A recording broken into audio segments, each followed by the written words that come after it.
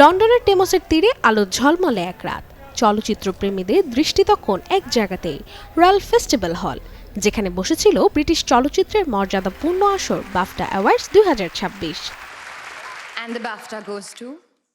চলচ্চিত্র প্রেমীদের উত্তেজনায় ভরা এই সন্ধ্যায় একের পর এক পুরস্কার জিতে কার্যত রাজত্ব করেছে cinema one battle after another.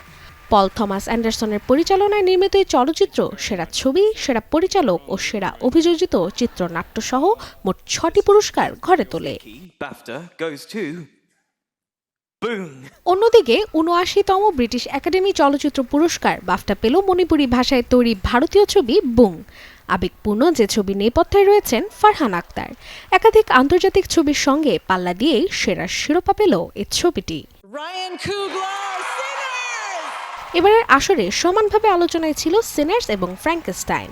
দুটি ছবি জিতে নেয় 3টি করে পুরস্কার। বিশেষ করে নির্মাতা রায়ান কুগলারের সেরা মৌলিক চিত্রনাট্যের জয় ইতিহাস গড়েছে এই বিভাগে প্রথম কৃষ্ণাঙ্গ নির্মাতা হিসেবে বাফটা জয়ের কৃতিত্ব অর্জন করেন তিনি।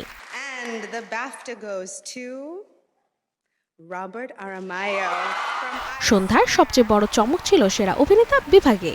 অনেকের ধারণা ছিল পুরস্কারটি পেতে পারেন লিওনার্দো ডিক্যাপ্রিও, টিমোথি থমাস কিংবা ইথান হক, কিন্তু সবাইকে চমকে দিয়ে রবার্ট আর মোয়া জিতে নেন সেরা অভিনেতার পুরস্কার আই সোয়ার সিনেমায় অসাধারণ অভিনয়ের জন্য।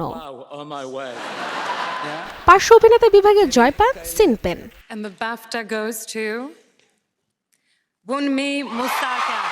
আর পার্শ্ব অভিনেত্রী হিসেবে পুরস্কার জেতেন ইউনমি মস্কো। দুজনেরই এটি প্রথম বাফটা চলচ্চিত্র পুরস্কার। অন্যদিকে জেসি বাকলি আবেগঘন অভিনয়ের জন্য হ্যামলেট সিনেমায় পান সেরা অভিনেত্রীর সম্মান। কারিগরি বিভাগেও নজর কাড়ে গিলার্মো দেল তেরেসার ফ্র্যাঙ্কেনস্টাইন।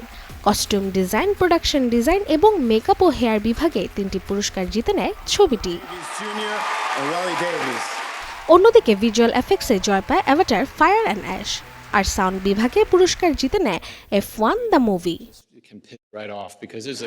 Desk report, channel 24।